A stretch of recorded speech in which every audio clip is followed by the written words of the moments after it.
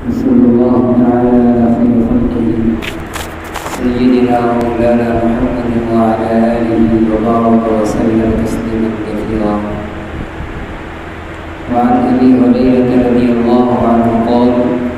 قال رسول الله صلى الله عليه وسلم إذا اتخذ الفيء دولا والأمانة مغنما والزكاة مغرما وتعلم لغير الدين وأطاع الرجل امرأته وعق أمه وأدنى صديقه وأقصى أباه وظهرت الأصوات في المساجد وساد القبيلة فاسقهم وكان زعيم القوم أذلهم وأكرم الرجل مخافة شره وظهرت القينات والمعازف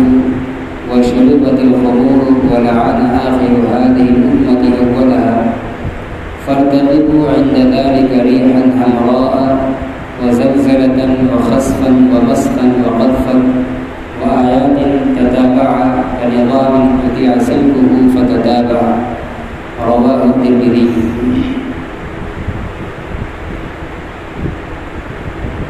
حضرت ابو ہریرہ رضی اللہ تعالیٰ عنہ کی اس حدیث کے اندر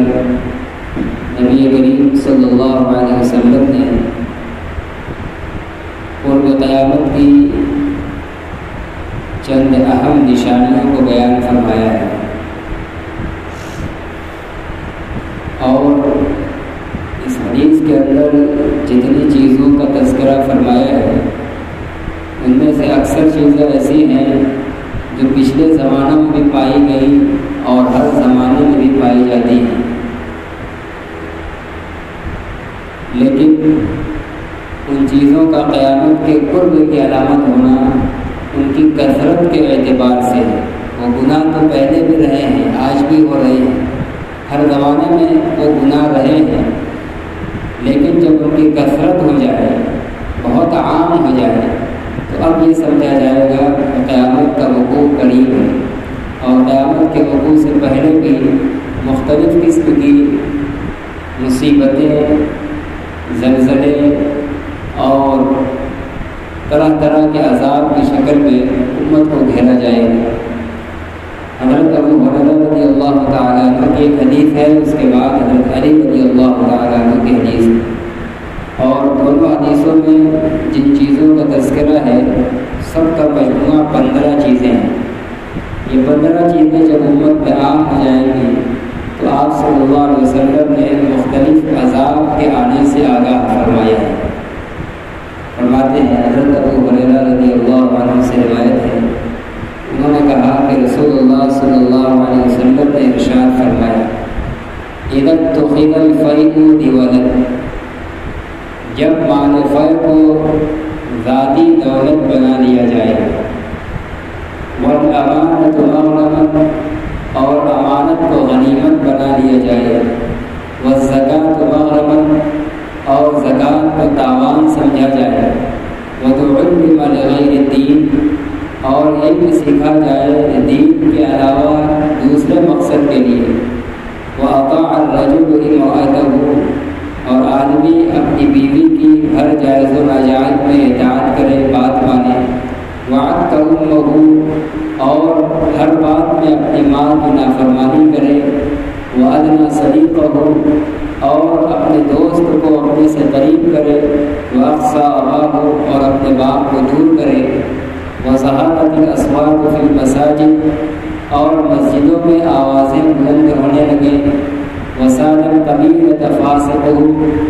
اور کسی شہر یا قبیلے کا سردار ان میں کا فاسق اور گناہگار شخص بن جائے، وکان زعیم القوم اذلهم، اور قوموں کا حکمراں اور ذمہ دار ان میں گھٹیا آدمی بن جائے، وأکرم الرجل مخافۃ شرہ، اور آدمی کا اکرام کیا جائے اس کے شر کے ڈر سے، وظہرت القینات والمعازف، اور ناچنے گانے والیاں اور میوزک کے آلات و اسباب عام ہو جائیں، وشربت الخمور، اور طرح طرح کی شرابیں پی جانے لگی، ولعن آخر هذه الأمة أولها، اور اس امت کے بعد کے لوگ پہلے کے لوگوں پر پر لعن کرنے لگے، فارتقبوا عند ذلک، جب یہ چیزیں ہونے لگے تو کہہ رہے اس وقت تم لوگ انتظار کرو سرخ آندھی کا، زلزلے کا، وخسفاً اور زمین میں دھسا دیے جانے کا، ومسخاً اور صورتیں بگاڑ دیے جانے کا، وقذفاً اور آسمان سے پتھر کی بارش کا، وآیات تتابع اور ان کے علاوہ پیدل پہ اور عذاب کا نظام پیدل پہ وہ عذاب ایسے آئیں گے جیسے کہ وہ لڑی، وہ مالا موتی اصل کو جس کا دھاگا توڑ دیا گیا، فتتابع پھر اس کے موتی پیدل پہ گر گئے۔ تو یہ جب 15 چیزیں عام ہوں گی تو یہ جو چند عذاب کا تذکرہ کیا وہ تو آئیں گے ہی، ان کے علاوہ اور بھی بہت سے طرح طرح کے عذاب آئیں گے، ایسے پیدل پہ آئیں گے جیسے کہ تسبیح یا کسی مالے کا دھاگا توڑ دیا جائے تو اس کے دانے پیدل پہ گرتے ہیں، لگاتار گرتے ہیں، ایک کے بعد دوسرے دانہ کے گرنے میں کوئی وقفہ نہیں ہوتا۔ پہلی چیز ہے علت تو خدل فیء دیولت، جب مال فے کو ذاتی دولت سمجھ لیا جائے۔ فے حقیقت میں وہ مال کہلاتا ہے جو لڑائی میں حاصل ہوتا ہے، جہاد میں کفر اور اسلام کی جو جنگ ہو اس میں جو کفار سے مال حاصل ہوتا تھا وہ مال فے کہلاتا تھا۔ اس کو غنیمت بھی کہتے ہیں، لڑائی کر کے اگر حاصل ہو تو وہ غنیمت کہلاتا تھا، اور بغیر لڑائی کے یوں ہی دشمن ہتھیار ڈال کے اپنا سب کچھ چھوڑ کر بھاگ جائے، بغیر لڑائی کے جو مال قبضے میں آ جائے وہ فے کہلاتا تھا۔ اس مال غنیمت اور فے کا حکم یہ تھا، شریعت محمدیہ کے اندر یہ حکم ہے کہ اس کو اس غزوے میں لڑائی میں شریک ہونے والے مجاہدین اور غازیوں کے درمیان تقسیم کیا جائے گا، اور اس کا کچھ حصہ مسلمانوں کی عام ضرورت کے لیے، عام مسلمانوں کے لیے بیت المال کے اندر جمع کیا جائے گا۔ کسی کا کوئی ذاتی اس پر حق نہیں تھا، مجاہدین میں امیر المسلمین تقسیم کر کے جو حصہ متعین کر دے وہی ان کا ذاتی حق ہے، لیکن فرما رہے ہیں کہ اس کو نہ تقسیم کر کے کوئی ایسا حکمر آ جائے یا ایسے مجاہدین ہو جائے جو مال غنیمت کو جمع کرنے کے بعد اس کو سمیٹ لیں، اس کو امیر المسلمین کے پاس جمع نہ کریں کہ یہ مال غنیمت حاصل ہوا اس کو مجاہدین میں تقسیم کیا جائے، بلکہ وہ ذاتی اپنے پرسنل اس پر قبضہ کر لیں، اس میں خرد برد کرنے لگے۔ یہ گناہ کبیرہ بھی ہے، ظاہر ہے کہ اس میں سب کا حق ہے، مشترک ہے، لیکن اس کو سب کا نہ سمجھ کر پرسنل اس کو اپنا ذاتی سمجھ لیا اور ذاتی طور پر اپنے قبضے میں کر لیا۔ یہاں فے اصل میں تو کہتے ہیں مال غنیمت والے اور لڑائی والے مال کو، یہاں مطلق لیکن عام مراد ہے، ہر وہ مال جس میں قومی حق ہے، وہ کسی ایک آدمی کی ذاتی ملکیت نہیں ہے، جو قومی سرمایہ ہے جس میں تمام پوری رعایا کا حق ہے، ایسے مال کو ذاتی طور پر کوئی قبضہ کر لے اور رعایا کی ضرورت پر اس کے جگہ پر اس کے موقع پر اس کو صرف نہ کرے، یا رعایا کا جہاں جب اس میں حق بنتا وہ حق نہ دیا جائے، اس کو ذاتی ملکیت سمجھ لیا جائے اور جو چاہے جب چاہے اس میں جیسے چاہے تصرف کرے، جیسا کہ آج ہو رہا ہے۔ عموماً برسر اقتدار لوگ حکمراں حکومت کے خزانوں کو جو پوری قوم کا اس میں حق ہوتا ہے، پوری رعایا کی ملکیت ہوتی ہے، اس کو اپنا ذاتی حق سمجھتے ہیں، غریبوں کو، کمزوروں کو، ضرورت مندوں کو اس سے محروم کیا جاتا ہے، اور صاحب اقتدار خود جیسے چاہتا ہے اپنے اور اپنی اولادوں اور رشتہ داروں متعلقین پر جیسے چاہتا ہے خرچ کرتا ہے۔ تو یہ قیامت کی نشانی ہے کہ جب یہ وبا عام ہو جائے تو اب عذاب آئے گا۔ آج یہ وبا بلا شبہ عام ہے۔ والامانۃ مغنمہ، اور امانت کو غنیمت سمجھا جائے۔ غنیمت یعنی اپنی ذاتی چیز، امانت کسی نے کوئی ذاتی طور پر رکھا، اتنا کوئی سامان، پیسہ، روپیہ، کوئی چیز دی تھی آپ پر، کسی پر بھروسہ کر کے کہ ہمارے پاس اس کی چیز محفوظ رہے گی، بطور امانت کے رکھ دیا، لیکن امانت رکھنے والا اب اس کو استعمال کرنے لگا، پیسہ تھا تو اس کو خرچ کرنے لگا، کوئی اور سامان تھا تو اس کو استعمال کرنے لگا، تو یہ امانت کے اندر خیانت ہے۔ امانت کو گویا اپنی ذاتی جیسے مال غنیمت کا حصہ میں تو اس کا ہو جاتا ہے، وہ اس کو اپنا سمجھ کر اس کو استعمال کرنے لگا۔ اس میں ذاتی امانت بھی داخل ہے اور قومی امانت بھی۔ مسجدوں کے جو بجٹ ہوتے ہیں، مدارس کے، اداروں کے، تنظیموں کے، اور کوئی جو قومی بجٹ کا کسی ایک کو جو خازن اور امین بنائے گا، اس کے بعد جو مال رکھا گیا ہے تو وہ امین ہے، اس کو اس میں ذاتی مصرف میں اس کو استعمال کرنے کی اجازت نہیں ہے۔ جس جگہ کی وہ چیز ہے صرف اسی جگہ پر اس کو خرچ کیا جائے گا۔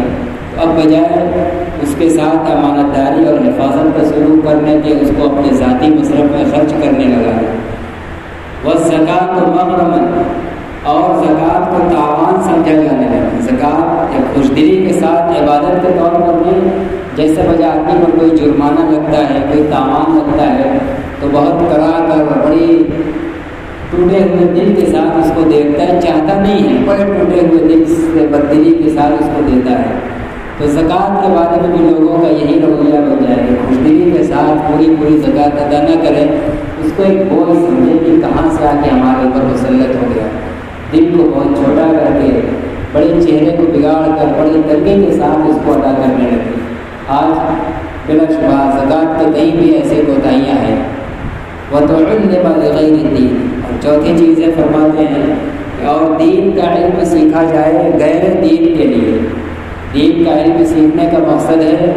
کہ اللہ اور اس کے رسول کی معرفت ہو، تاکہ عمل کیا جائے اور تاکہ اس کو سیکھ کر دوسرے نہ جاننے والوں تک اس کو پہنچایا جائے، اپنے بعد کی نسلوں تک اس کو بڑھایا جائے۔ یہ مقصد ہے، عمل کرنا اور اس کو آگے پھیلانا۔ لیکن کوئی دین کا علم حاصل کرنا اس مقصد سے نہیں، بلکہ اس لیے تاکہ پڑھ لکھ لیں گے، دین کا علم حاصل کر لیں گے تو سماج اور معاشرے میں عزت کی نگاہ سے دیکھے جائیں گے، یہ اس کے دل کے اندر خیال ہے۔ یا کوئی اونچا منصب مل جائے گا، یا کوئی موٹی رقم والی کوئی سرکاری یا کوئی ملازمت مل جائے گی، تو ہم علم کے نتیجے میں اونچی ڈگری، اونچی ملازمت حاصل کر لیں گے، منصب حاصل کر لیں گے، عزت اور جاہ حاصل کر لیں گے۔ ان مقصد سے علم حاصل کیا جانے لگا، تو یہ اب کا ہے کہ اس وقت عذاب کا انتظار ہے۔ دین کے علم کا اصل مقصد ہے اس کو حاصل کر کے اس پر عمل کرنا اور اس کو اپنے دوسرے لوگوں تک پھیلانے کی کوشش میں لگے رہنا۔ وَأَطَاعَ الرَّجُلُ امْرَأَتَهُ، اور آدمی اپنی بیوی کی اطاعت کرنے لگے، بیوی کی ماننے لگے۔ بیوی کی مطلقاً ماننا منع نہیں ہے، اچھی باتوں میں، نیکی کے کاموں میں، جائز کاموں میں اس کی بات ماننا مستحب ہے، پسندیدہ عمل ہے۔ لیکن یہاں جو مذمت ہے مطلقاً جو بیوی کہہ رہی ہے، چاہے اللہ کا حکم ٹوٹ جائے، رسول ناراض ہو جائیں، رسول کا طریقہ پامال ہو جائے، اللہ رسول کی نافرمانی سے قطع نظر جو بیوی نے کہا بس اس کو پورا کر دیا گیا، اس کی ہر فرمائش اور ضرورت کو پورا کرنے لگے۔ نہ یہ دیکھا کہ اس فرمائش اور ضرورت کے پورا کرنے میں کوئی دین کی مخالفت تو نہیں ہو رہی ہے، کوئی گناہ کا ارتکاب تو نہیں ہو رہا ہے، یہ سب سوچے بغیر بس جو کہا کرنے اور ماننے پہ لگ گئے، اس کی مذمت کی جا رہی ہے۔ یہ جائز نہیں ہے۔ لا طاعۃ لمخلوق فی معصیۃ الخالق، یہ ہر جگہ ہم یاد رکھنا ہے۔ دنیا میں ہر بڑے کی جہاں جس کی بھی اطاعت ہے، یہ اس قاعدے کے ساتھ، جہاں اللہ رسول کی نافرمانی ہو رہی ہو وہاں اللہ رسول کے ماں سوا کسی کی بات نہیں مانی جائے۔ اطاعت اسی وقت تک ہے جب کہ اطاعت کرانے والا اللہ رسول کی نافرمانی کا حکم نہ کرے، اللہ رسول کے خلاف حکم نہ کرے، تب تک تو اطاعت کی جائے گی، مطلقاً کسی کی اطاعت نہیں کی جائے گی۔ تاکہ ماں باپ کی اطاعت بھی صرف انہی مواقع پر ہے، انہی جگہوں پر ہے جب تک کہ ان کی فرمائش اللہ اور اس کے رسول کے احکام سے نہ ٹکرا رہے۔ اگر کوئی گناہ کا، کوئی ناجائز کام کا، حرام کام کا حکم کریں گے ماں باپ تو ان کی اطاعت نہیں کی جائے گی، وہاں اس کی نافرمانی واجب ہے، ان کی بات کو نہ ماننا ضروری ہے، ماننے میں گناہ ہے۔ تو یہاں مذمت کی جا رہی ہے کہ آدمی اللہ رسول کی نافرمانی اور فرما برداری مد نظر حرام حلال ناجائز جائز کی پرواہ کے بغیر جو بیوی کہا اس ماننے میں لگ گیا۔ جیسا کہ آج ہمارا یہ اکثر کا حال ہے، خصوصاً شادی بیاہ اور تقریبات کے موقع پر کتنے گناہ کا ارتکاب ہوتا ہے ہمارے گھروں کے اندر، اور ہم وہاں کیا کہتے ہیں جب کوئی کہتا ہے کہ ارے کیا عورتیں مانتی نہیں، گھر میں مانتی نہیں، گویا اللہ رسول کا حکم ٹوٹ جائے اللہ اس کے رسول کی ناراضگی مول لینے کو ہم تیار ہیں، لیکن گھر میں عورتوں اور بیوی کی ناراضگی مول لینے کے لیے تیار نہیں ہے، جو کہتے ہیں مان لیا جاتا ہے، اس کی مذمت کی جا رہی ہے۔ فرما رہے ہیں کہ جب یہ صورت پیدا ہو جائے تو آخر میں حدیث میں آیا کہ اس وقت فلاں فلاں عذاب کا انتظار کرو، اب یہ عذاب آئے گا۔ تو یہ جو پانچویں بات کہی گئی کہ آدمی اپنی بیوی کی ہر چیز میں اطاعت کرنے لگے، یہ بھی عام ہے، اور زیادہ تر تفصیلات اور شریعت سے بالا تر ہو کر ہر چیز کے اندر اور زیادہ تر ناجائز چیزوں کے اندر، خصوصاً تقریبات اور کرنی دھرنی اور لین دین کے مواقع کے اوپر زیادہ ان کی ناجائز باتیں مانی جا رہی ہیں۔ وعد کا اور آدمی اپنی ماں کی نافرمانی کرے، جائز کام میں بھی ماں ایسی بات کام میں کر رہی ہے جو شریعت سے ٹکراتا ہوا نہیں ہے، اس کے کرنے میں اللہ رسول کی کوئی ناراضگی کا وہ عمل نہیں ہے، وہ کام نہیں ہے، تو ایسی جگہوں پر بھی ماں کی بات کو ٹھکرا دیا جائے، نہ مانا جائے۔ ظاہر ہے کہ یہ وبا بھی ماں کی نافرمانی کی وبا بھی عام ہے، باپ سے زیادہ نافرمانیاں ماں کو ہو رہی ہے۔ وہ ادنا صدیق اور ساتویں چیز کہہ رہے ہیں کہ اور آدمی اپنے دوست کو قریب کرے، دوست کو اپنے سے زیادہ، دوست سے زیادہ انسیت ہو، اس سے ملنا جلنا اٹھنا بیٹھنا خوب ہو، لیکن وقت صاحب اپنے باپ کو دور کر، باپ سے بقدر ضرورت بول دیا، اس کے پاس اٹھنا بیٹھنا آنا جانا اور اس کی ضروریات کا خیال رکھنا، اس کے بڑھاپے میں اس کا سہارا بننا، کچھ بھی اس کے بالکل اس کو دور کر رکھا ہے، قریب ہو ہی نہیں رہا ہے۔ جیسا کہ آج یہ چیزیں ہیں، دوستوں سے لوگوں کو زیادہ انسیت ہے، غربت ہے، لیکن ماں باپ سے اور خصوصاً جب کہ وہ بوڑھے ہو جائیں، ان کو لگے کہ وہ بڑھاپے کی عمر میں بہت بولنے ہیں، جیسا کہ عادت ہو جاتی ہے بڑھاپے میں بالکل بچپنے کی جیسی بلا وجہ کی بات کو بار بار بولنا، ان سب چیزوں کو دیکھ کر آدمی دور کر دیتا ہے۔ بسا اوقات اپنے اپنے پورے پریوار کے ساتھ الگ مکانوں میں جب چلا جاتا ہے تو شاید باہر ڈھنگ سے اس کے پورے ماں باپ کے مکانوں میں ان کی خبر لینے جانے والا بھی کوئی نہیں ہوتا ہے، شاید بات بہت کم ہو جاتا ہے، یا جتنا جانا چاہیے اتنا آدمی نہیں جانتا ہے۔ دوستوں سے ملاقات تو ہر ہفتے ہو رہی ہے، لیکن بوڑھے ماں باپ ہیں تو دوسرے گھروں میں رہتے ہیں، لیکن جہاں جا کر ان کی ملاقات، ان کی خبر گیری روزانہ ہونی چاہیے، بڑھاپے کو کے اندر وہ ہفتے میں ایک مرتبہ بھی نہیں ہوتی۔ یہ وبا بھی ہمارے سماج کے اندر عام ہے۔ وَظَهَرَتِ الْأَصْوَاتُ فِي الْمَسَاجِدِ اور فرما رہے ہیں کہ اور جب مسجدوں میں آوازیں اونچی اونچی ہونے لگے، ہر آدمی بلند آواز سے بات کر رہا ہے، بے مقصد کی بات، بلند آواز سے بات کرنا حرام قرار دیا گیا ہے۔ یہاں تک کہ علماء نے لکھا ہے کہ اگر کوئی ذکر بہت زیادہ چلا کر کرے، اپنے نفس کو مشقت میں ڈال کر مسجد میں چلا کر اس طرح ذکر کرنا بھی حرام قرار دیا گیا۔ تو اللہ کا ذکر ایک بڑی عبادت ہے،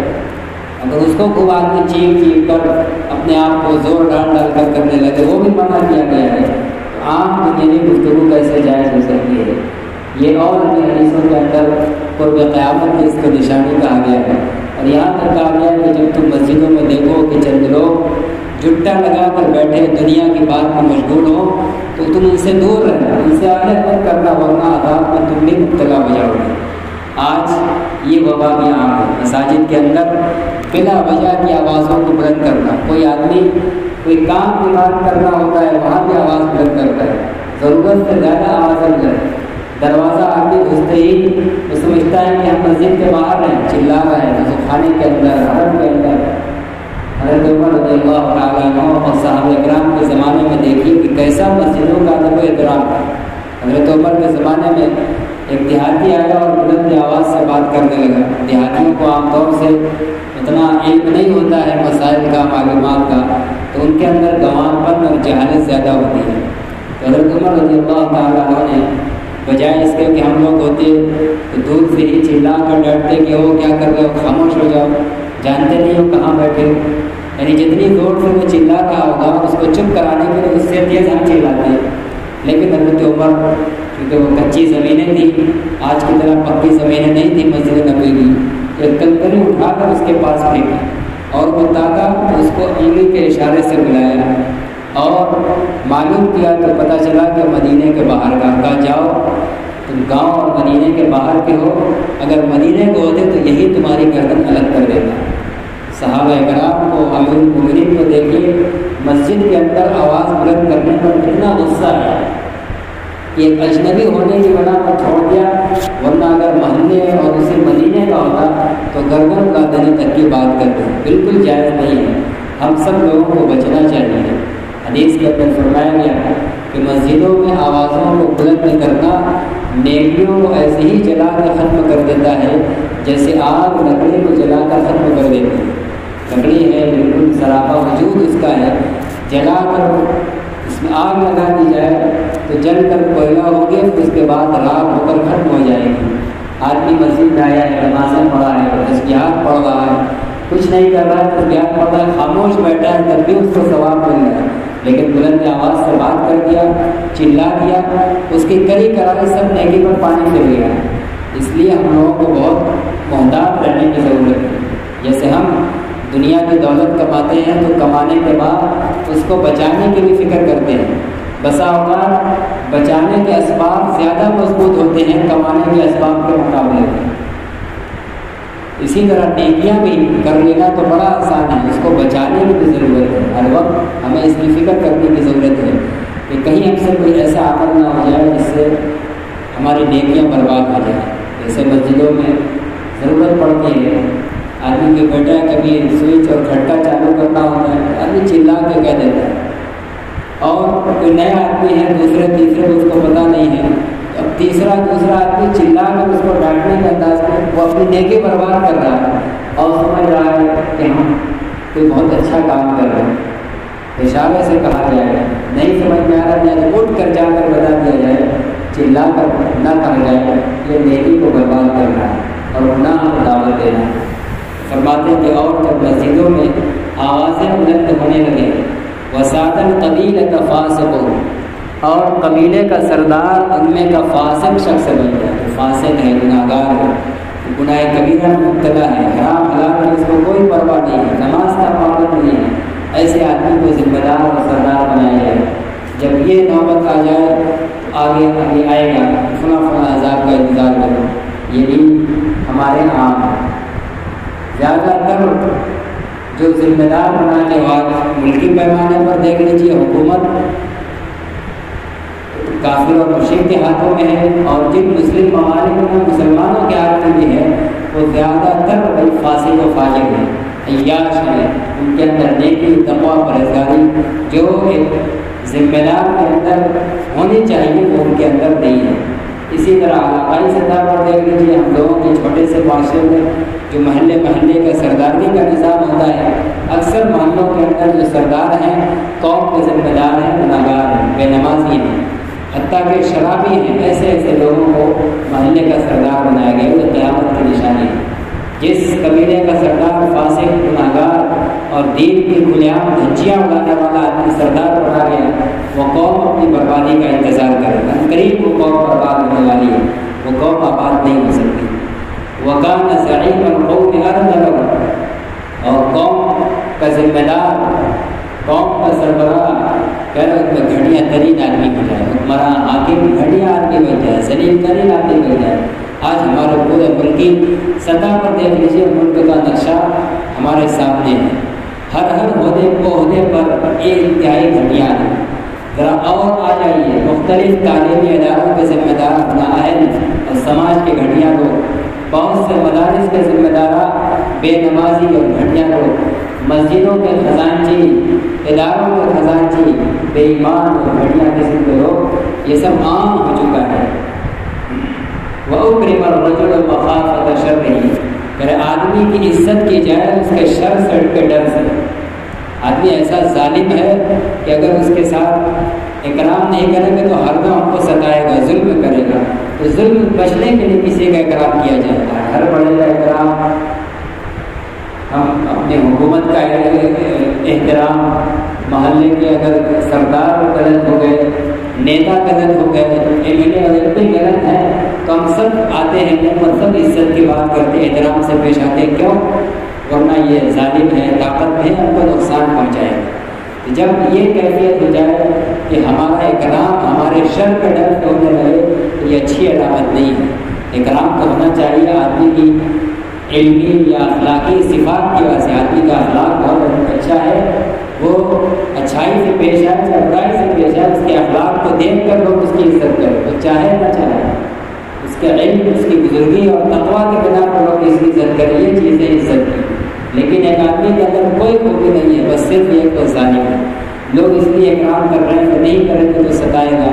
ظلم کرے گا، اس لیے ایسا آج ہو رہا ہے، وہ کثرت ہو رہا ہے۔ بہت سے ایسے بڑے ہیں جو عزت کے لائق نہیں ہیں، وہ پیچھے لوگ ان کو گالی دیتے ہیں، لیکن وہی گالی دینے والا اس کے منہ پر اس کی اس سے عزت اور اکرام سے پیش آتا ہے جیسے اس سے زیادہ اس کا کوئی منتقل ہوگی ہے، صرف اس لیے کہ کہیں ہم کو یہ نقصان نہ پہنچائے۔ وَمَحَبَّةُ الْقَيْنَاتِ وَالْمَعَازِفِ کریں کہ اور ناچنے گانے والی عورتیں اور میوزک کے آلات کا ثواب عام ہو جائے، اس میں بھی کچھ کہنے کی ضرورت نہیں ہے۔ پہلے زمانے میں سب ڈھول باجے اور طبلے ہوتے تھے، آج موبائلوں کے ذریعے سے، اس کے مختلف پروگراموں کے ذریعے سے، اور حد یہ ہے کہ بہت سی نعتیں اور بہت سے دینی اچھے بیانات کے شروع میں اس کے بیک گراؤنڈ میں میوزک ڈال دی جاتی ہے تاکہ دین کی بات میں سنے تو کان میں میوزک جاتی رہے۔ اسلام میں میوزک کی کہیں کوئی گنجائش نہیں۔ ہر ایسے نعت، ہر ایسے نظم، ہر ایسا دینی بیان چاہے کتنی اچھی باتوں پر مشتمل ہو، اگر اس کے اندر اس کی ریکارڈنگ میں میوزک شامل کر دی گئی تو اس سے بچا جائے۔ اس میں نفع کم اور نقصان زیادہ ہو۔ نفع کی تو کوئی گارنٹی نہیں ہے، لیکن نقصان تو یقینی طور پر ہوگا۔ ہم میوزک بیک گراؤنڈ میں میوزک ڈالے ہوئے بہت عمدہ تقریر سنیں گے، سننے کے بعد ہماری اصلاح ہو، عمل کی توفیق ملے نہ ملے کوئی گارنٹی نہیں ہے، لیکن جتنی دیر سن رہے ہیں میوزک سننے کا گناہ یقینی طور پر ہو رہا ہے۔ نعت سن رہے ہیں، اس کے ریکارڈنگ سے یہ تو عام مسئلہ بھی ہے کہ ریکارڈنگ سے جو تلاوت سنی جائے نہ سنی جائے اس پر کوئی ثواب نہیں ملتا۔ جو براہ راست کسی انسان کے منہ سے تلاوت قرآن سنی جاتی ہے اس پر ثواب ملتا ہے، ریکارڈنگ پر ثواب نہیں ملتا ہے، الا یہ کہ کوئی سیکھنے کے لیے سے بہت اچھے قاری کی طرح سن رہا ہے تاکہ ہم سنتے سنتے پڑھنا سیکھیں، اس نیت سے کر رہا ہے کہ اس کے بارے میں امید ہے کہ اس کو ثواب مل جائے، ورنہ ریکارڈنگ کو سننے میں ثواب نہیں ملتا ہے، یہ علماء کا فیصلہ ہے۔ تو نعت قرآن کی ریکارڈنگ کو نہیں ملتا ہے تو نعت کو کیسے ملے گا؟ اور بہت سے ایسے نعتیں جس کے بیک گراؤنڈ میں میوزک ہے، ایسی نعتوں کو نہ سنا جائے، پرہیز کیا جائے، اس لیے کہ نعت سننے کا ثواب ملے گا کہ نہیں ملے گا، لیکن میوزک سننے کا گناہ تو ملے گا۔ اور میوزک جب مسلسل کان کے اندر پڑتی ہے تو حدیث میں آیا ہے کہ اس سے دل کے اندر نفاق پڑتا ہے، ایمان کی طاقت کمزور ہوتی ہے، نفاق پڑتا ہے، آدمی کے اندر منافقانہ صفت پیدا ہوتی ہے۔ اس لیے آج سماج کے اندر، اکثریت کے اندر، اللہ معاف کرے، ہم سب کے اندر نفاق کے جراثیم کیوں پائے جا رہے ہیں؟ جانے یا انجانے ہر وقت ہمارے کانوں میں میوزک کی آواز اتنا عام ہو چکا ہے کہ گھس رہی ہے، تو اس کو قیامت کی نشانی بتلائے گا۔ وظاہرت القیدات، ناچنے گانے والیاں اور میوزک کے آلات عام ہو جائیں گے۔ وشربت الخمور، اور شرابیں پی جائیں گی، خوب طرح طرح کے مختلف ناموں سے آئیں گی، خوب شرابیں پی جائیں گی، یہ بھی بالکل عام ہے۔ ہم اس علاقے کے اندر اچھی طرح سمجھ سکتے ہیں کہ کتنی عام ہے شراب، کتنے لوگ ہیں ڈیلی پینے والے، شاید باہر شاید کا کوئی دن ہوگا جن کا ڈالا ہوتا ہوگا۔ مسلمان قوموں کے اندر شراب نوشی انتہائی عام ہے۔ وَلَعَنَ آخِرُ هَٰذِهِ الْأُمَّةِ أَوَّلَهَا، یہاں تک جتنی چیزیں تھیں یہ وہ گناہ تھے جو اس امت میں تو ہر زمانے میں تھے ہی، پہلی امتوں میں بھی رہے ہیں، اور ان کو قیامت کی نشانی یہاں اس اعتبار سے ذکر کیا گیا ہے کہ ان کی کثرت یہ جب خوب عام ہو جائے تو اب سمجھو کہ قیامت قریب ہے۔ اور یہ جتنی چیزیں ہیں بلا شبہ ہمارے زمانے کے اندر بالکل عام ہو چکی ہیں، بہت ان کی کثرت ہے ساری چیزوں کی، لیکن اب یہ جو آخری چیز ہے اس کے بارے میں فرما ہے کہ اس امت کے بعد کے لوگ امت کے پہلے لوگوں پر لعنتان کریں گے۔ یہ بیماری صرف اس امت کی ہے، پہلی امتوں میں یہ بیماری نہیں تھی، اسی لیے کہا گیا ہے لعن آخر هذه الامہ، اس امت کے لوگ۔ چنانچہ ہمیں تاریخ کے واقعات سے پتہ چلتا ہے کہ پچھلی امتوں کے اندر ایسی بات نہیں تھی۔ موسیٰ عیسیٰ علیہ السلام کی امت کے لوگوں سے جب پوچھا جاتا تھا کہ افضل کون لوگ ہیں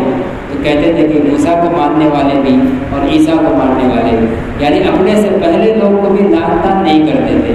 اس امت کے اندر یہ برائی شروع ہوئی ہے کہ اس نے پہلے کے لوگوں کو لعن طعن کہنا شروع کیا۔ سب سے پہلے روافض اور شیعہ پیدا ہوئے جنہوں نے اس امت کے سب سے پہلے صحابہ اکرام کو لعن طعن کرنا شروع کیا، اور پھر ہر زمانے کے اندر مختلف لوگ پیدا ہوتے رہے، ہر اپنے پہلے کو لعن طعن کر۔ آج ہم بھی کہیں نہ کہیں اپنے جو پیشوا بزرگ ہیں ان کے اوپر بڑی تعداد ہے جھگڑے کی جو لعن طعن کر رہی ہے، صحابہ اکرام پر ہو رہا ہے، اولیاء اکرام پر ہو رہا ہے، علماء ربانیین پر ہو رہا ہے۔ تو یہ اس امت کے خصوصیت بتلائی ہے، اس امت کے اندر یہ چیز پیدا ہو رہی ہے، اس امت کے بعد کے لوگ پہلے لوگ پر لعن طعن کریں گے، جبکہ ہمیں سبق کیا دیا گیا ہے، ربنا اغفر لنا ولاخواننا الذین سبقونا بالایمان۔ ہمیں یہ سکھلایا گیا ہے کہ ہمیں یہ دعا کرنا ہے، اے اللہ ہماری بھی مغفرت فرما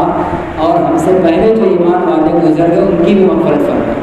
ہمیں پہلے والوں کی مغفرت کرنے کی دعا کا حکم دیا گیا تھا، لیکن فرمانے کی برائی یہ اللہ ہی ہوگی اس امت کو کہ بعد کے لوگ پہلے لوگوں کو لعن طعن کریں گے۔ اس لیے اپنے پہلوں کے لوگوں کو کے فیصلے، ان کی باتیں، بہت سے معاملات اگر نہ بھی سمجھ میں آئے تو ہمیں خاموش رہنا چاہیے۔ لعن طعن کا اور تنقید و تبصرہ کا کوئی پہلو پہلے لوگ بعد کے لوگ پہلے لوگوں پر نہ کریں۔ کوئی علمی اختلاف الگ چیز ہے، جیسا کہ آپ کو حدیث کی شرح کی کتابوں میں ملے گا کہ علمی اختلاف امام حنیفہ سے ان کے شاگردان نے کیا ہے، وہ دوسری چیز ہے۔ علمی اختلاف کا وہ یہی لعن طعن کرنا جیسا کہ شکوہ شکایت اور ناجائز تنقید کرنے والوں کی عادت ہوتی ہے، اس کی مذمت کی جا رہی ہے۔ تو یہ کل 14 چیزیں ہیں۔ فرما رہے ہیں کہ فرتقب عند ذلک، جب یہ ساری چیزیں پائی جانے لگے تو اس وقت تم لوگ انتظار کرنا ایک سرخ آندھی کا، ایک خطرناک طوفانی آندھی چلے گی اور ایسا گرد و غبار کو وہ اڑائے گی جیسے لگے گا کہ سرخ فضا بنی ہوئی ہوا سرخ چل گئی، ایسے بھیانک آندھی کا ظہور ہوگا۔ وزلزلۃ، زلزلے خوب آئیں گے، وخسفاً، ریح حمراء یعنی شدید آندھی اور زلزلہ، یہ تو سالہ سال سے ہم لوگ دیکھ رہے ہیں کہ مسلسل آئی نہیں ہے۔ وخسفاً، کہہ رہے ہیں کہ عذاب آئے گا خسف کا، لوگ زمین میں دھسائے جائیں گے۔ ایسے بھی عذاب ہمارے یہاں نہیں آئے ہیں، لیکن دنیا کے بہت سے ملکوں میں مختلف تاریخ کے ادوار میں آ چکے ہیں اور آئندہ بھی آ سکتے ہیں۔ تو دھسا دیے جائیں گے لوگ زمین کے اندر۔ ومسخن، اور شکلیں بگاڑ دی جائیں گی۔ اس کے اندر 2 چیزیں ہیں، ایک یہ ہے کہ باطنی مسخ کیا جانا، یعنی آدمی کا دل بگڑ جائے گا، اس کے اندر ایمان نہیں گھسے گا، نیکی کی باتیں نہیں گھسیں گی، دل بگاڑ دیا جائے گا۔ اور اگر یہ معنی مراد ہے تو یہ مسخ تو ہم کو لگ رہا ہے کہ آج عمومی طور پر ہے، آج امت کی بڑی اکثریت وہ ہے جن کا میلان گناہ کی طرف ہے،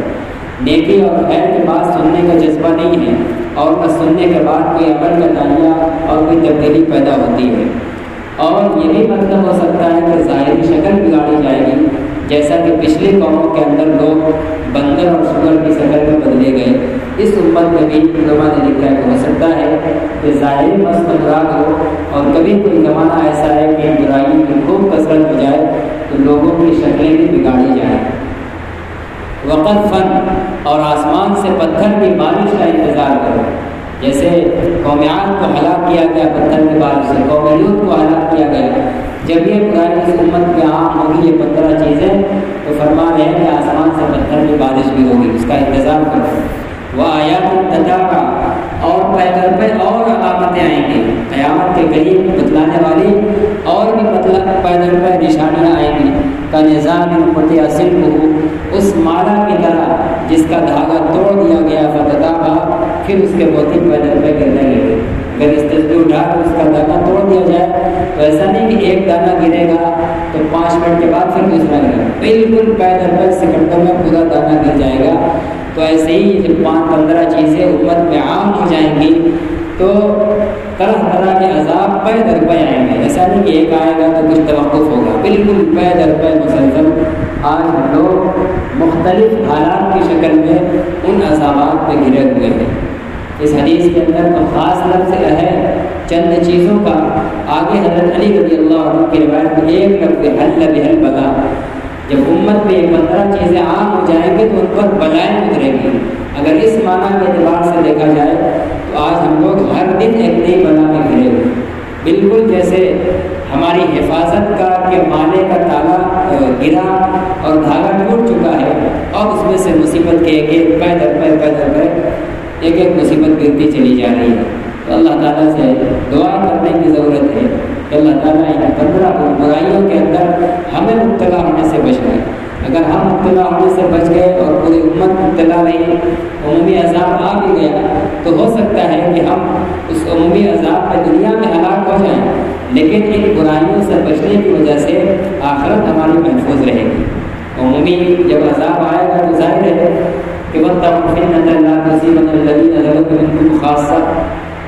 کہ ڈرو اس عذاب سے بھی جو جب آتا ہے تو صرف تم میں سے چنندہ لوگوں کو نہیں لگتا ہے، وہ عام سب کو لگتا ہے۔ وہ کوئی ولی اور قطب ہو تو ان پر بھی آ جاتا ہے، عمومی عذاب جب آتا ہے، لیکن ان کی ولایت اور ان کی نیکی آخرت میں ظاہر نہیں ہوگی، وہ ان کو وہاں ملے گا۔ اس لیے اگرچہ ہم انہیں ادوار سے مشکل ماحول سے گزر رہے ہیں، لیکن ان چیزوں سے ہم بچ سکتے ہیں۔ اسی لیے متنبہ بھی فرمایا گیا ہے تاکہ سمجھدار اور آخرت کی فکر رکھنے والا ان 15 چیزوں سے اپنے آپ کو بچا سکے۔ ان میں جن سے بچنا ہے ان سے بچے، اور جو کرنے والی چیزیں ان کو کرنے کی کوشش کرے، تو اللہ تعالیٰ ہم لوگوں کی آخرت محفوظ فرما دے گے۔